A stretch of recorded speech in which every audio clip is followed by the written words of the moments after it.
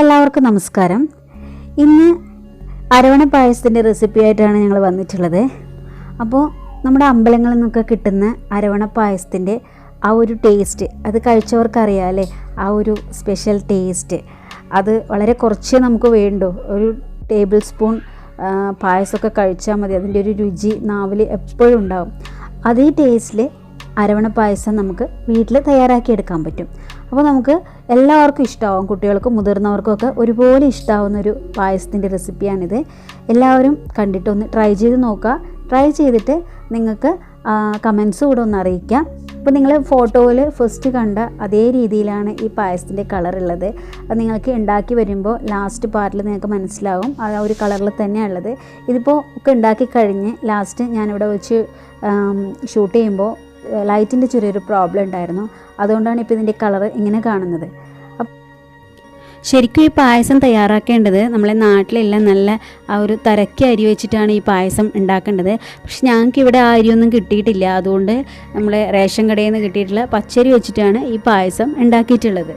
അപ്പോൾ നമുക്കിനി വീഡിയോയിലേക്ക് പോകാം. അതിനു മുമ്പേ നമ്മുടെ ചാനലിൽ ഇതുവരെ സബ്സ്ക്രൈബ് ചെയ്യാത്തവർ ഒന്ന് സബ്സ്ക്രൈബ് ചെയ്യുക. അതിനടുത്തുള്ള ബെല്ലൈക്കൺ പ്രസ് ചെയ്ത് അതിൽ ഓൾ എന്നുള്ള ഓപ്ഷൻ തിരഞ്ഞെടുക്കുക.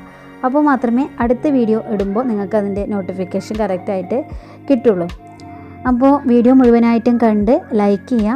അതുപോലെ നിങ്ങളുടെ ഫാമിലി ഫ്രണ്ട്സ് എല്ലാവർക്കും ഒന്ന് ഷെയർ ചെയ്ത് കൊടുക്കുക.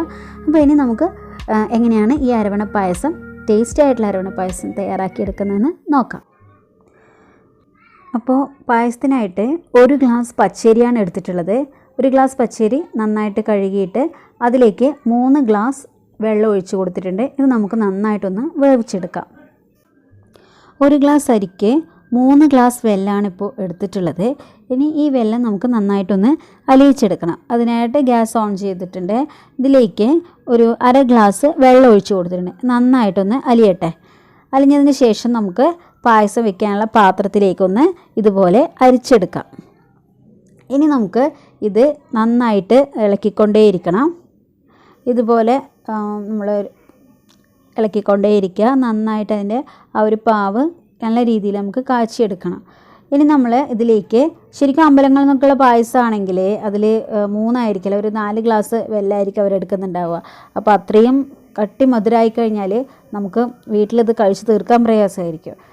ഇപ്പോൾ ഇതിലേക്ക് ഒരു 4 ടേബിൾ സ്പൂൺ നെയ്യ് ചേർത്ത് കൊടുക്കുന്നുണ്ട്. ഈ ഒരു പാകം വരുമ്പോൾ ഇതുപോലെ ഒന്ന് തിളച്ച് വരുമ്പോൾ നമുക്ക് 4 ടേബിൾ സ്പൂൺ നെയ്യ് കൂടെ ചേർത്തിട്ട് ഒന്ന് ഇളക്കി കൊടുക്കാം. നന്നായിട്ട് നമുക്ക് ഇളക്കി കൊടുക്കാം. അപ്പോൾ നിങ്ങൾക്കും നെയ്യിൻ്റെ അളവും നമ്മൾ ശരിക്കും പറഞ്ഞാൽ ഇതിലും കൂടുതലായിരിക്കും ഉപയോഗിക്കുന്നത്. പിന്നെ ചോറ് ഇപ്പോൾ വേവിച്ച് ഇവിടെ എടുത്ത് വെച്ചിട്ടുണ്ട്. ഞങ്ങളിപ്പോൾ വേവിച്ചെടുത്തിട്ടുള്ളത് ഒന്ന് തിളപ്പിച്ച് ഹോട്ട് ബോക്സിൽ വെച്ചിട്ടായിരുന്നു വേവിച്ചെടുത്തിട്ടുള്ളത്. നിങ്ങൾക്ക് ഗ്യാസിൽ തന്നെയാണ് വേവിച്ചെടുക്കുന്നതെങ്കിൽ അങ്ങനെ ചെയ്യാം.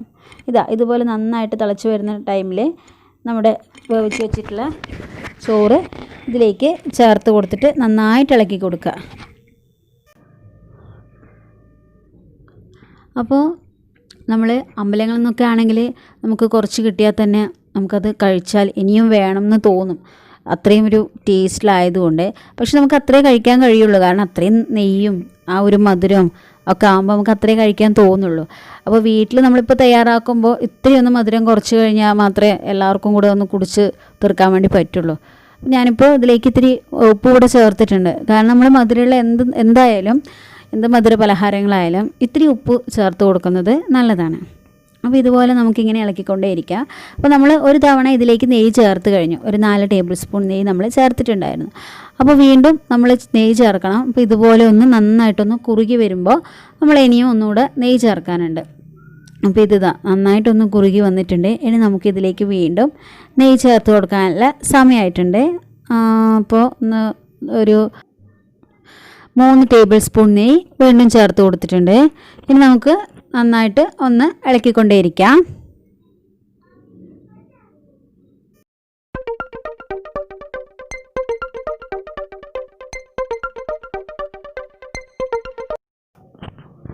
നമ്മൾ ഇതുപോലെ ഇങ്ങനെ ഇളക്കി കൊടുക്കുമ്പോൾ നമ്മുടെ ആ പാത്രത്തിൻ്റെ ഉൾവശം നമുക്ക് കാണാൻ പറ്റും. ആ ഒരു പാത്രത്തിലേക്ക് പായസം ഒട്ടിപ്പിടിക്കാത്ത രീതിയിൽ നമ്മളിങ്ങനെ ഇളക്കുമ്പോൾ ഇതുപോലെ വരുന്നുണ്ടെങ്കിൽ അതാണ് അതിൻ്റെ ഒരു കറക്റ്റ് പാകം.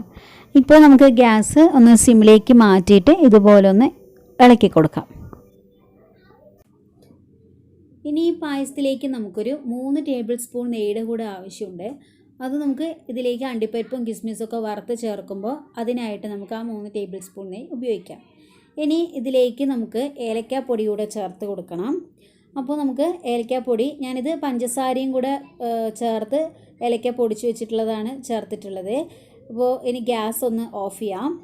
ഗ്യാസ് ഓഫ് ചെയ്തിട്ട് നമുക്കിനി ആ ഒരു ചൂടിൽ തന്നെ നന്നായിട്ടൊന്ന് മിക്സ് ചെയ്ത് കൊടുക്കാം. ഏലക്കാപ്പൊടി പായസത്തിലേക്ക് നന്നായിട്ടൊന്ന് മിക്സ് ആവട്ടെ. അപ്പോൾ ഈ പാത്രം ചൂടായിട്ട് അതിലേക്ക് 3 ടേബിൾ സ്പൂൺ നെയ്യ് ഒഴിച്ച് കൊടുത്തു. അതിലേക്ക് ഇപ്പോൾ ചേർത്ത് കൊടുത്തിട്ടുള്ളത് ഇഞ്ചിയാണ്. ഇഞ്ചി ചെറുതായിട്ട് കട്ട് ചെയ്തിട്ടുള്ളതാണ് ആദ്യം ചേർത്ത് കൊടുത്തിട്ടുള്ളത്. അതിലേക്ക് നമുക്ക് അണ്ടിപ്പരിപ്പ് ചേർക്കാം. പിന്നെ അണ്ടിപ്പരിപ്പ് ആകുമ്പോൾ തന്നെ നമുക്ക് അതിലേക്ക് കിസ്മിസ് കൂടെ ചേർക്കാം. ഈ ഇഞ്ചി നമുക്ക് ചേർക്കുന്നില്ലെങ്കിൽ ചുക്ക് പൊടി ഉണ്ടെങ്കിൽ അത് ചേർത്താൽ മതി. അപ്പോൾ അതില്ലാത്തതുകൊണ്ടാണ് ഞാനിപ്പോൾ ഇഞ്ചി ഇതുപോലെ ചെറുതായിട്ട് അരിഞ്ഞിട്ട് ചേർത്തിട്ടുള്ളത്. അപ്പോൾ ഇതാ അണ്ടിപ്പരിപ്പും കിസ്മിസൊക്കെ ആയിട്ടുണ്ട്. അത് നമുക്ക് ഈ പായസത്തിലേക്ക് ചേർത്ത് കൊടുത്തിട്ട് ഇതുപോലൊന്ന് മിക്സ് ചെയ്ത് കൊടുക്കാം.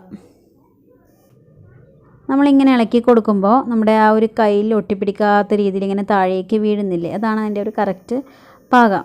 ഇനി നമുക്ക് ഇത് വേറൊരു പാത്രത്തിലേക്കൊന്ന് മാറ്റാം. നമ്മുടെ സ്പെഷ്യൽ ടേസ്റ്റി ആയിട്ടുള്ള അരവണ പായസം തയ്യാറായി കഴിഞ്ഞു. നല്ല മണമൊക്കെ വരുന്നുണ്ട്. ഇവിടെ ഇപ്പോൾ കുട്ടികൾ പായസം കുടിക്കാൻ വേണ്ടി റെഡി ആയിട്ട് നിൽക്കുന്നുണ്ട്. അവർ വെയിറ്റ് ചെയ്ത് നിൽക്കുകയാണ്.